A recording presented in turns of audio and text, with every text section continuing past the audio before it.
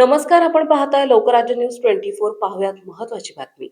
पुण्याच्या शिरूर तालुक्यातील धानोरे गावातून एक धक्कादायक आणि थरारक प्रकार समोर आलाय। कौटुंबिक वादातून एका मातेफिरू पित्याने हातात उघडी तलवार घेऊन स्वतःच्याच पत्नी आणि मुलाला जीवे मारण्याची धमकी दिली आहे।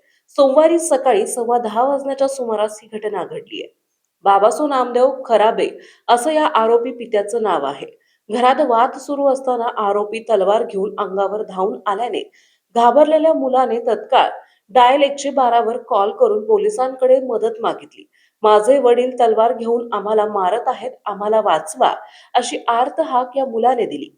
घटनेचं गांभीर्य ओळखून शिक्रापूर पोलिसांच्या पथकाने सरकारी गाडीची वाट न पाहता थेट खासगी वाहनाने अवघ्या 15 मिनिटात घटनास्थळ गाठले। पोलीस पोहोचले तेव्हा आरोपी हातात तलवार घेऊन पत्नी मुलाला शिवीगाळ करत त्यांच्या अंगावर धावून जात होता।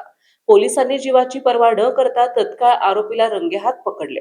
त्याच्याकडून एक तलवार आणि खिशात लपवलेला चाकू जप्त करण्यात आलाय। पोलिसांच्या तत्परतेमुळे एक मोठा अनर्थ टळला असून आरोपीविरुद्ध शिक्रापूर पोलीस ठाण्यात गुन्हा दाखल करण्यात आला आहे। महाराष्ट्रातील महत्त्वाच्या आणि ताज्या बातम्या पाहण्यासाठी आजच आमच्या लोकराज्य न्यूज 24 न्यूज चॅनलला YouTube वर सबस्क्राइब करा आणि बेल आयकॉन प्रेस करा।